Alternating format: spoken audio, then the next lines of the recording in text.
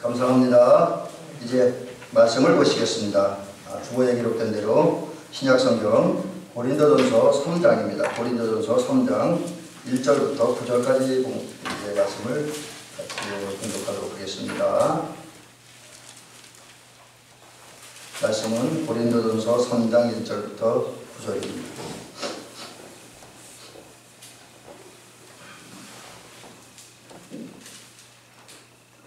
자, 이제 다 찾으셨나요? 네, 감사합니다. 그럼 제가 천천히 읽어드리겠습니다. 형제들아, 내가 신령한 자들을 대함과 같이 너희에게 말할 수 없어서 육신에게 속한 자 곧 그리스도 안에서 어린아이들을 대함과 같이 하노라. 내가 너희를 젖으로 먹이고 밥으로 아니하였노니 이는 너희가 감당하지 못하였으니거니와 지금도 못하리라. 너희는 아직도 육신에 속한 자로다. 너희 가운데 시기와 분쟁이 있으니 어찌 육신에 속하여 사람들을 따라 행함이 아니리요. 어떤 이는 말하되 나는 바울에게라 하고 다른 이는 나는 아볼로에게라 하니 너희가 육의 사람이 아니리요. 그런즉 아볼로는 무엇이며 바울은 무엇이냐? 그들은 주께서 각각 주신 대로 너희로 하여금 믿게 한 사역자들이니라. 나는 쓰먹고 아볼로는 물을 주었을 때 오직 하나님께서 자라나게 하셨나니 그런즉 심는 이나 물 주는 이는 아무것도 아니로되 오직 자라게 하시는 이는 하나님뿐이니라. 심는 이와 물 주는 이가 한 가지이나 각각 자기가 일한 대로 자기의 상을 받으리라. 우리는 다 하나님의 동역자들이요 너희는 하나님의 밭이요 하나님의 집이니라. 아멘.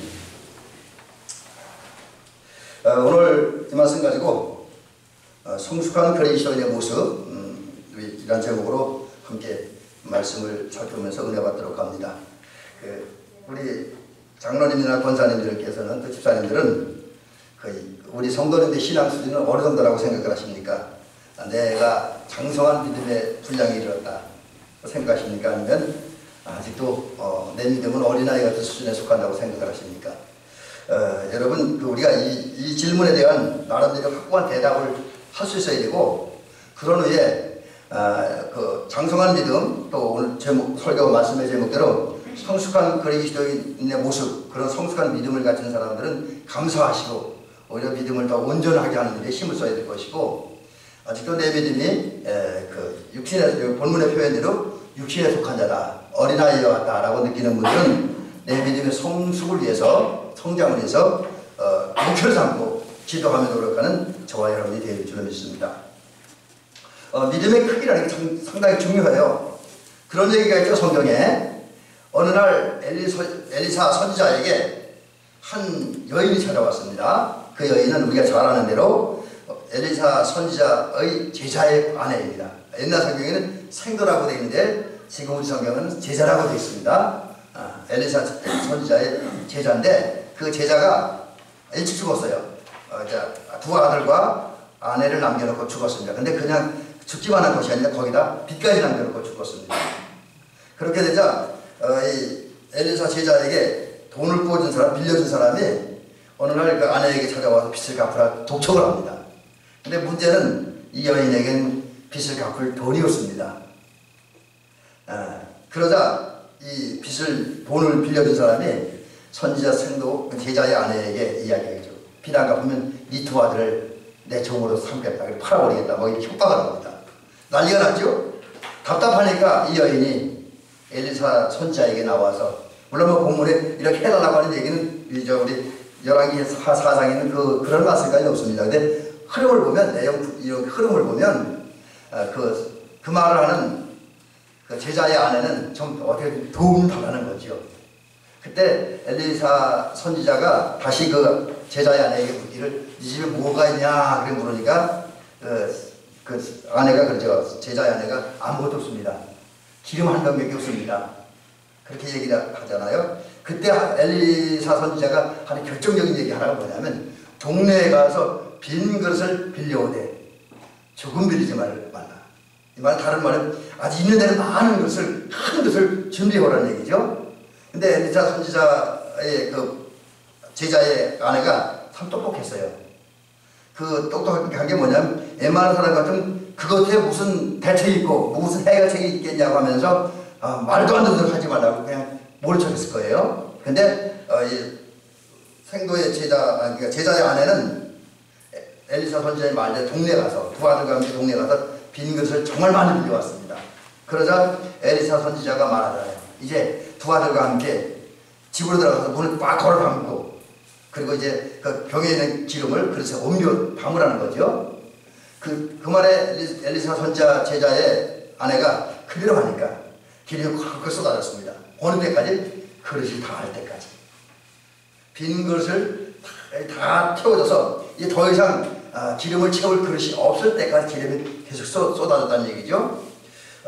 이 말씀을 우리가 이제 한마디 쉽게 이해하면 주님은 그 사람이 준비한 믿음의 그릇만큼, 그릇의 크기만큼, 그릇의 높이만큼, 그릇의 깊이만큼 은혜를 채워준다.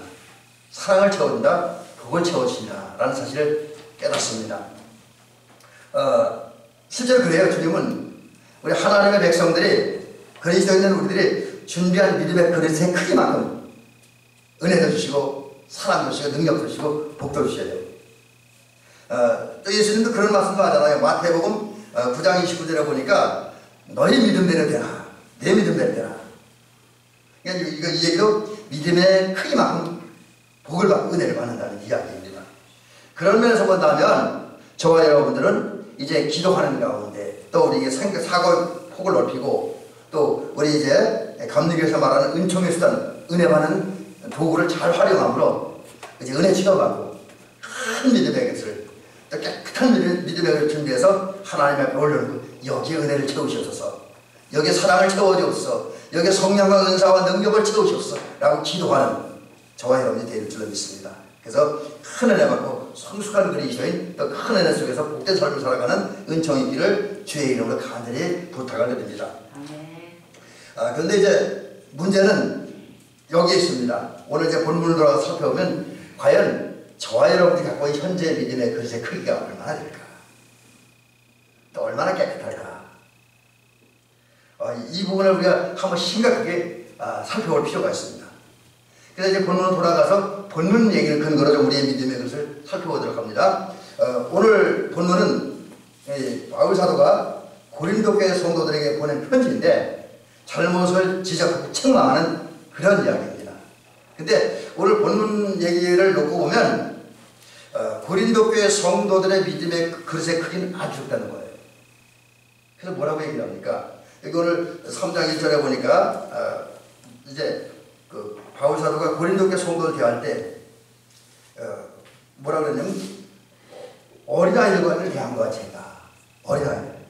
신령한 자들 대함과 차수 없다. 그러니까 신령한 자라고 하는 말은 이제 영적으로 성숙한 사람들. 좀 더 구체적으로 하면 신령한 사람들은 성령 체험하고 성령의 인도와 감동과 권능을 따라 사는 사람. 성령의 인도와 감동을 따라 하나님의 말씀, 하나님의 뜻에 온전히 순종한 사람입니다. 그런데 만약에 고린도 교회 성도들의 믿음의 수준이 영적으로 성숙한 믿음의 일을 가졌다고 한다면 은혜 받은 사람, 성령 충만받고 성령 인도를 따라 사람다운 수준에 맞는 그런 모습으로 목회도 하고 설교도 하고 말씀도 가르쳤을 것입니다. 근데 그렇게 못했다는 거예요. 어린아이를 대함과 같이 했다. 여기서 어린아이를 대함과 같이 하면 믿음이 없는 사람들을 이해할 수 있는데 그거 아닙니다. 이건 우리 사실 저같이 목사가 된 사람들이나 은혜 받고 성령 받았다고 하는 사람들이 주의 깊게 들어볼 필요가 있는 것 같습니다. 이게 뭐냐면 이 고린도 교회 성도들 대체로 다 신령한 체험을 했어요. 요즘 우리 식으로는 성령 체험하고 은사 체험했습니다. 그래서 고린도 교회 성도들은 대부분이 나는 신령한 세계에 들어갔다, 신비의 세계에 들어갔다라고 자랑하는 사람들입니다. 근데 그런 사람들 향해서 바로 성숙한 사람이라고 얘기하지 않습니다.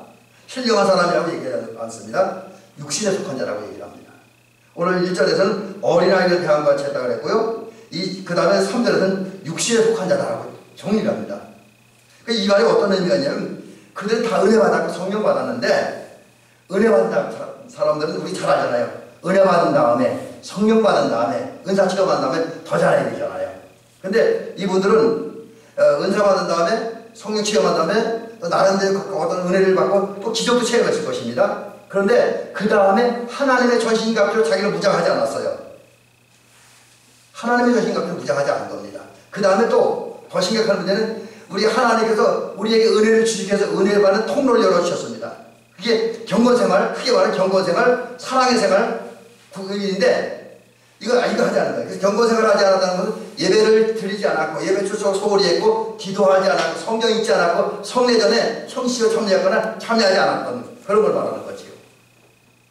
또 사랑에 실천하지 않았습니다. 하나님을 사랑하는, 물론 이제 처음에 은혜 받았을 때 하나님을 사랑했지만 하나님만 생각하고 사람을 향한 사랑을 실천하지 않았고 그러다 보니까 구제하고 선교하지 않았다는 거예요. 그러다 보니까 어느 순간 이렇게 은혜와 은총의 도구로 활용하지 않고 하나님 전신갑주로 무장하지 않으니까 그 집이 비어있는 집이 되어요. 5천명이 있습니다. 그러자 마귀가 다시 와서 우리 공간복음서에 의하면 마귀가 다시 와서 7귀신을 데리고 와서 지배해버리잖아요. 그런 현상이 나타나다 보니까 믿음 쏟아버리고 은혜 쏟아버리고 이제 은사를 다 잃어버립니다. 그래서 이제 육신에 속한 자, 자연인으로 돌아갔습니다. 은혜 없는 자, 하나님 만나지 못한 상태로 돌아갔습니다. 그런 모습을 살아요.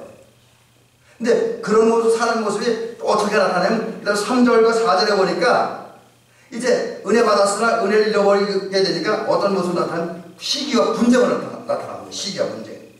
실제로 우리가 잘 아는 대로 고린도 교회는 은혜 받고 은사 받고 뜨거운 체험들이 있는 사람들이었으나 실제로 고린도 교회 4개의 분파로 나눠서 싸우고 있잖아요.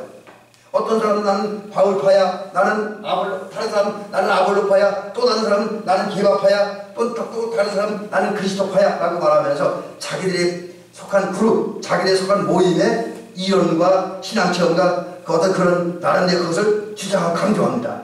그러면서 자신들과 다른 신앙관을 얘기하고 다른 은사를 얘기하고 다른 모습 신앙생활을 하면 넌 잘못해서 넌 마귀 새끼야 하면서 비판하고 정죄합니다. 기득권 싸움을 하는 거예요. 그러다 보니 여기서 다툼이 생기고 분쟁이 생겼죠. 근데 바울 사도는 그러한 고린도 교회 성도들의 모습이 영적으로 어린아이들과 같다. 육신에 속한 자들하고 이야기하는 거죠. 여러분 이 말씀을 보면서 우리는 우리 자신을 볼 때 심각하게 돌아보아야 할 부분이 많이 있습니다. 특히 저 같은 목사들. 제가 지난 연애 전날이가 연애한 날이가 지난 이번 초에요. 주초인데 우리 우리 지방 밴드를 들어가 보니까 어떤 목사님이 아마 좋은 의도를 가지고 그런 글을 썼다고 생각을 해요. 근데 평화에 대한 글을 썼어요. 평화에 대한 조그맣게. 근데 그 글을 놓고 어떤 분이 또 나름대로 비평을 했더라고요. 근데 제가 그 글을 딱 읽는 순간 기분이 팍 상한 거예요. 왜냐하면 이분은 평화라는 주제를 가지고 나름대로 좋은 의도를 가지고 지방 목사님 자기 사상을 이야기한 거예요. 그것도 이제 어떤 분의 글을 이용하면서, 근데 어떤 분이 그걸 부정적으로 얘기했습니다. 뭐 헬라어 문법을 이용하고 성경의 여러 가지 다양한 종류를 이렇게 단어를 인용하면서 얘기한 거예요. 그러면서 그 이야기를 한 사람을 은근히 이런 말을 교회에서 써도 되는지 모르겠는데 이 촉대를 깠더라고요. 비판했어요. 그걸 보는 순간 되게 기분이 나빴어요. 왜냐면 남의 정성을 다 쓴 글을 비평과 평가 비판하다니 굉장히 불쾌합니다. 그래서 이제 내가 원래 지방에서 말을 잘 안 해서 참을까 한 소리 할까 참을까 한 소리 할까 가만히 있는데 그 다음에 댓글이 쭉 올라왔어요. 댓글이 쭉 올라오는데 그 다음에 그 글을 썼던 목사님이 표현안이 있지 않느냐 그렇게 곧다이 글을 올려놨더라고요. 그 순간 열이 탁 들어온 거예요. 그래서 내가 바로 썼습니다. 물론 표현을 좋습니다. 누구든지 어떤 의견과 사상에 자유롭게 표현하셨습니다. 그러나 표현할 주인해야 됩니다. 왜냐하면 이 글을 어떤 그 글뿐만 아니라 어떤 사상과 감정을 말이나 글로 표현했을 때 그 표현은 사실 진정한 목적이 있고 뜻이 있고 생각인데 그것을 평가하고 비판하는 그건 월권입니다. 그렇게 제가 써놨어요. 근데 그 글에 대한 댓글은 아직 하나도 안 올라왔습니다. 다른 글에 대한 댓글은 올라왔는데 어쨌든 그것을 보면서 느끼는 게 많이 배웠다는 사람들, 많이 안다는 사람들, 많은 체험을 가졌다는 사람들이 자기 것을 너무 중요시하기 때문에 다른 사람을 비판하고 다른 사람을 무시하고 다른 사람을 평가합니다. 그러다 보니 여기 분쟁이 생기는 거예요. 이게 사회에서 일어나 교회에서 일어난다는 거죠. 그런데 오늘 주님의 말씀에 의하면 어떤 형태인지 남을 비판하고 남을 평가하고 남을 정죄하는 것은 어린아이 같은 모습이라는 거죠. 여러분 우리 그런 성도가 되지 않기를 주의 이름으로 간절히 부탁드립니다. 저같이 신학적으로 좀 안다는 것, 또 뭐 은혜를 좀 안다고 하는 사람들, 은사를 좀 안다고 하는 사람들 더더욱 그 일에 조심해야 돼요. 그거 잘못하면 이게 영적인 어린아이의 모습 전락시키는 거예요. 근데 특별히 오늘 본문 말씀에 보면 고린도교 성도들이 품었던 것 중에 하나는 시기심 때문에 분쟁하고 강파를 일으켰다는 거죠. 근데 여러분, 이 시기심이라는 게 원래 시기라는 말이 나쁜 의미의 단어는 아닙니다. 뭐 우리 말은 어떤지 몰라도 성경 원어 헬라어로는 젤로스라고 하는 말인데, 이 젤로스라고 하는 말이 무슨 뜻이냐면 열심과 열정이라는 의미예요. 열심과 열정. 여러분, 열정과 열심을 누가 나쁘다고 말하겠습니까? 그렇죠? 신앙생활 열심히 해야 되잖아요. 열정적으로 해야 되잖아요. 그런데 그 열심이 올바로 표현되고 올바로 사용될 때 그게 은혜이고 덕인데, 잘못되면 그게 어린아이 같은 모습을 전락합니다는 거예요. 분쟁을 일으키고 싸움을 일으키고 다툼을 일으키고 교회를 무너뜨리고 주님을 또 한 번 십자가에 못 박는 그런 비극을 가져온다는 거죠. 좀 더 구체적으로 말씀드리면 열심을 품고 신앙생활하되 그것이 정말 주님을 위한 열심, 정말 교회를 위한 열심, 하나님 나라 확장을 위한 열심이어야 된다는 거죠. 절대로 자기 의와 자기 공로를 자기 뭘 드러내기 위한 열심이어서는 안 된다는 거죠. 또 자기와 다른 사람을 비판하고 정죄하고 무너뜨리기 위한 그런 열심이어서는 안 된다는 겁니다. 만약에 그런 모습 열심을 낸다고 한다면 그것은 다툼과 분쟁을 일으키기에 영적인 어린아이로 전락하는 거죠. 이런 사람들은 주님이신 큰 은혜를 받을 수 없다는 사실입니다. 여러분, 우리가 열심을 품고 신앙생활하는 건 좋습니다.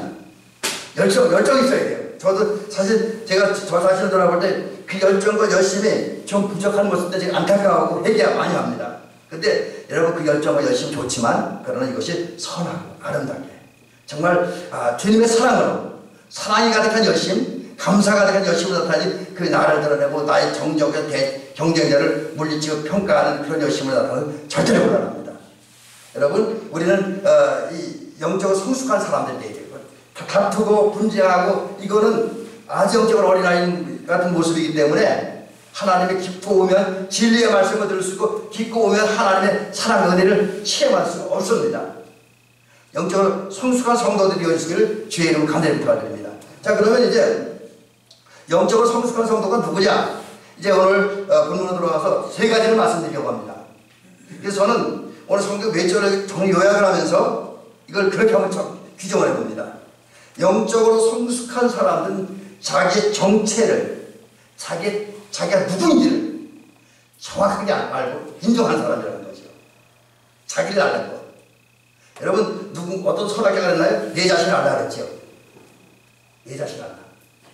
나를 알아야 돼요. 여기 오늘 본문에 보면 바울 사도가 영적으로 어린아이 같은 고린도 성도를 향해서 이런 이야기를 합니다.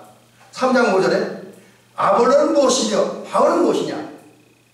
또 그 다음에 이제 6절에 가서 나는 심었고 아볼로는 물을 주었으며, 또 3장 8절에 가서 심는 이와 물 주는 이는 아무것도 아니로되, 이렇게 얘기합니다. 여러분, 이 말씀에 중요한 의미들이 있습니다. 먼저 바울과 아볼로와 바울은 무엇이냐. 이분들이 사실 고린도 교회에서 큰일 했잖아요. 고린도 교회가 세워지게 하고 고린도 교회가 성장하는 데 큰 역할을 했던 사람입니다. 그러기에 사람들이 자기가 누구에게 은혜를 받았느냐에 대해서 자기의 지도자로 모시고 그를 따르는 거예요. 그래서 바울파, 아볼로파, 게바파, 그리스도파가 생기게 된 거죠.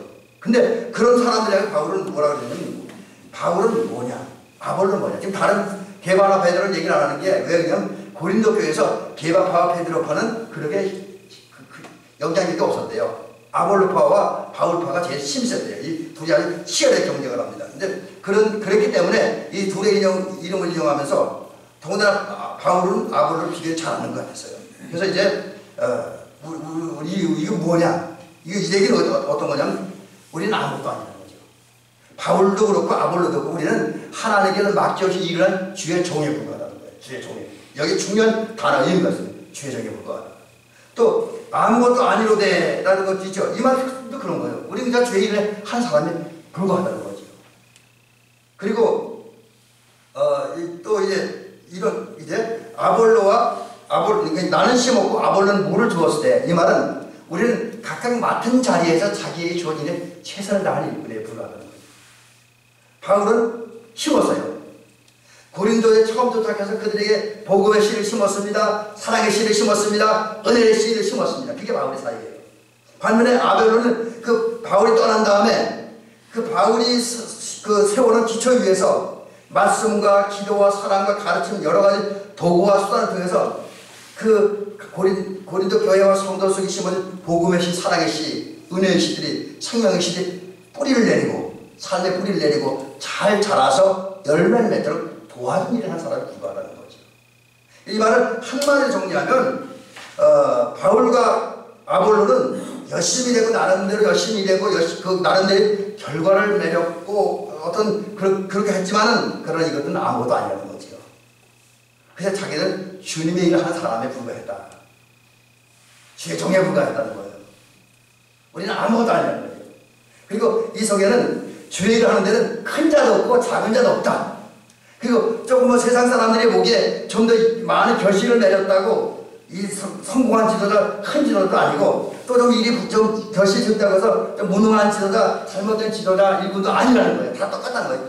주님의 일을 할 자체가 귀한 것이기 때문에 있는 자리에서 자기의 최선을 다하면 그 사람들은 그거 가치가 있다는 거죠. 그러나 그거 가치보다 더 큰 게 하나님이라는 거예요. 비록 사역자들이 일꾼들이 지체들이 임원들이 목사가 뭐 장로님들 권사님들이 열심히 일하고 열매를 맺었어도 그건 아무것도 아니라는 거예요. 거기 큰 자도 작은 자도 다 똑같다. 여러분 이것을 우리가 기억하시기 바랍니다. 우리 대미교회 성도들은 또 이 땅에 있는 모든 감리교회 성도들은 다 똑같습니다. 큰 자도 없고 작은 자도 없습니다. 여러분 우리 감리교회 가장 큰 교회는 광명교회가 가장 훌륭한 교회고 그 교회 목사님 가장 훌륭한 목사님이고 저 시골 한 교회 한두 명밖에 없는 교회는 잘못된 교회고 실패하는 교회고 그 교회 목사님 무능한 교회다 작은 종이다 그렇게 말해서 안 된다는 거죠. 사람 그런 기준을 이야기해요. 근데 그거 아니라는 거죠. 오늘 본문은 그저 우리는 주님의 일하는 주의 종에 불과하다. 주의 일꾼에 불과하다. 여러분 우리 이 사실을 인정해야 됩니다. 그래서 바라기는 여러분들은 이제 이 사실을 기억하고 여러분 오늘 옆에서 묵묵히 아무도 모르게 주님의 일을 하는 주의 일꾼을 존중하고 사랑하는 그 저와 여러분들이야 성숙한 성도이고 또 나는 그저 다른 사람 몰라 나는 주의 일을 하는 일꾼 기회장에 불과하다 라는 사실만 기억하고 인정하는 저와 여러분들이 되는 줄 믿습니다. 이런 사람들이 큰 자예요. 큰 자.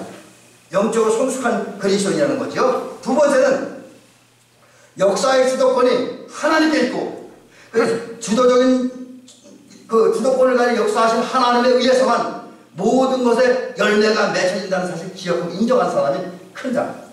성숙한 믿음의 사람이라는 거예요. 오늘 본문에 뭐라고 얘기를 합니까? 두 번 똑같은 단어를 내용을 말씀하고 있습니다. 6절에 보니까 바울 사도가 고린도 교회 성도를 향해 말할 때에 오직 하나님께서 잘하게 하셨나니 여러분 오늘 6절에 보니까 오직 하나님께서 잘하게 하셨나니 그 다음에 또 7절에 가보니까 오직 잘하게 하시는 이는 하나님 뿐이십니다. 하나님 뿐이십니다. 물론 사람들이 일꾼들이 받은 은사가 다르고 재능이 달라요. 또 아무리 똑같은 교회에 똑같은 은혜를 받았다고 느낌이 따라서 감정은 달라요. 수준도 달라요. 다양한 모습으로 일을 하고 다양한 형태로 일을 하게 될 것입니다. 근데 그리고 그들의 그 열심과 뭐 개인적인 차이에서 조금 열매가 더 클 수도 있고 작을 수도 있지요. 그렇지만 그것은 그들에 의해 된 게 아니죠. 그런 결과가 나타나게 한 것은 하나님이라는 거죠. 바울이 복음의 씨를 뿌렸습니다. 아볼로가 복음의 물을 주었습니다. 바울이 은혜의 씨를 뿌렸습니다. 아볼로가 은혜의 물을 주었습니다. 근데 그 뿌려진 씨앗들이 깊은 뿌리를 내리고 싹을 틔우고 자라서 열매를 맺게 하시는 바울도 아니고 아볼로도 아니라는 거예요. 여러분 오늘날 이 땅에 있는 많은 목사님들, 많은 장로님들, 많은 권사님들, 많은 집사님들, 많은 일꾼들이 교회 안에서 나름대로 재능과 은사를 가지고 최선을 다해 일을 합니다. 그래서 열매도 나타나고 결실도 나타났지요. 하지만 그건 그분들의 능력과 그분들의 권능에서 일하는 것이 아니라 진짜 그것이 가능하고 실체화되게 하는 분은 하나님이라는 사실입니다. 하나님께서 역사하셨기 때문에 누군가가 뿌려진 그 복음의 씨앗이 사랑의 씨앗이 은혜의 씨앗이 생명의 씨앗이 사람들 속에, 지역 속에, 마을 속에, 교회 속에, 가정 속에 뿌리를 내리고 그 뿌리에서 싹을 피우고 자라서 꽃을 피우고 열매를 맺게 하셨다는 겁니다. 하나님이 역사하신 거예요. 그래서 우리 하나님의 사람들은 어떤 자세를 가지고 있냐? 나는 최선을 다할 뿐이다. 나는 하나님 맡은 자리에서 하나님 내게 준 일을 누가 뭐라고 해도 누가 상관없이 그냥 누가 인정하든 말하든 그 반응과 상관없이 하나님 맡기는 일에 최선을 다한다. 그런데 이것들에서 뿌리를 내리고 자라게 하고 열매를 맺게 하시는 일은 하나님이다. 내가 아니다. 장로님도 아니고 목사님도 아니고 하나님이다. 이 사실을 인정하고 그 순응한 사람이 영적으로 큰 자입니다. 신령한 자입니다. 여러분 우리 대백교 성도는 이러한 성도들이 되시기를 주의 이름으로 간절히 부탁을 드립니다. 자, 이제 마지막은 여러분 제일 좋아하죠? 우리 수업할 때도 마지막 얘기하면 제일 좋더라고요. 세 번째는 큰 자가 누구냐? 영적으로 성숙한 성도가 누구냐? 일하는 대로 나는 내가 일하는 대로 상 받는 성도라는 사실을 기억하는 겁니다. 그걸 말하면 일하는 게 그게 성숙한 성도예요. 여기 오늘 본문 8절에 보니까 바울은 고린도교 성도들에게 분명하고 확실하게 말합니다. 각각 자기의 일한 대로 상을 받으리라. 아멘. 각각 자기의 일한 대로. 근데 여러분 여기 상이라는 말을 찾아보니까 원어에 보니까 이제 헬라어로 미스도스라고 하는 말인데 이 말이 임금 품삯이라는 말이에요. 보상이라는 말입니다. 그러니까 이 말에 의하면 하나님은 당신의 종들에게 당신 선택한 일꾼들의 사명을 주시고 그 사명을 받은 사람이 일을 맡은 사람이 열심히 충성스럽게 하면 거기에 합당한 보상을 준다는 거예요. 이런 부분에서 보면 역사의 주도권은 하나님이 갖고 계시고 열매 맺게 하시는 이도 하나님입니다. 그렇다고 해서 우리의 역할이 무가치하고 무의미한 게 아닙니다. 하나님이 역사하고 하나님이 열매를 맺게 하셔도 우리 역할은 대단히 중요합니다. 우리 중요해요. 하나님 나 기다려 나는 할 사람은 아무것도 안 해. 그런 사람은 하나님께 받을 상이 없다라고 하는 거지. 여기 교회에서 쓰기 좀 그렇게 좀 쉬운 얘기는 아닙니다만 우리 신학계에서는 그런 얘기를 합니다. 성도들이 받은 은혜 가운데 값싼 은혜가 있고 값비싼 은혜가 있다. 그렇게 얘기해요. 특별히 이제 그 33세에 독일서 믿음을 지키고 히틀러의 독재에 대항하다 죽은 보네포 목사님 같은 경우가 이제 값싼 은혜를 얘기해요. 그분이 신학이론이거든요. 그분이 뭐냐면 그 값싼 은혜라고 하는 것은 아까 쉬운 말로 하면 자기는 아무것도 안 하게 공짜 바라기만 한다는 거죠. 이게 값싼 은혜라는 거죠. 근데 여러분 물론 우리가 값싼 은혜로 구원을 받을 수 있습니다. 믿음을 가졌으니까. 근데 그게 다는 아니죠. 여러분 우리가 하나님이 역사의 주도권을 갖고 계신다고 해서 하나님의 역사에서 뿌려진 씨가 뿌리를 내리고 자라고 열매를 맺힌다고 해서 우리가 아무것도 안 하면 값싼 은혜를 받아 저 구원은 유지할 수 있습니다. 그러나 반상은 없어요.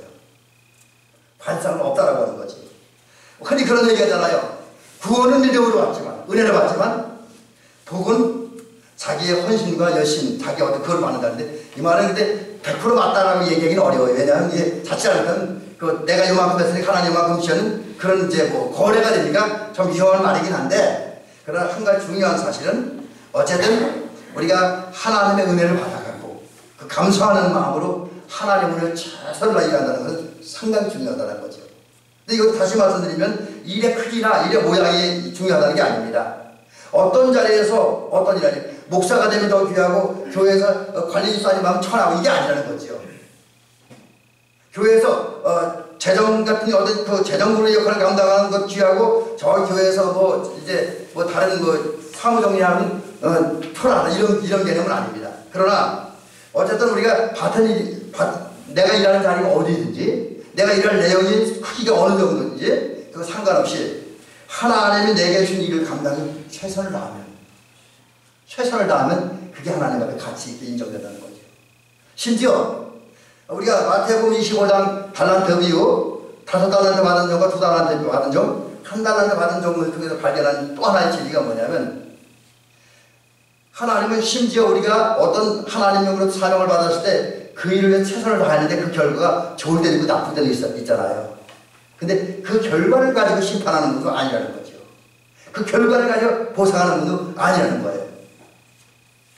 여러분 그렇다고 한다면 우리 주변에 우리 요즘식으로 하면 큰 교회 성도들과 큰 교회 목사님은 더 큰 상금 받고 저같이 15대 작은 목회자는 하나님 앞에서 애들마다 개털을 잡게 뒤집어 쓸 게 없어요. 그런 식으로 주장한다면, 근데 하나님은 그런 분이 아니는 거죠. 하나님은 우리가 설사 일을 하다가 좀 결과가 안 좋을 수도 있어요.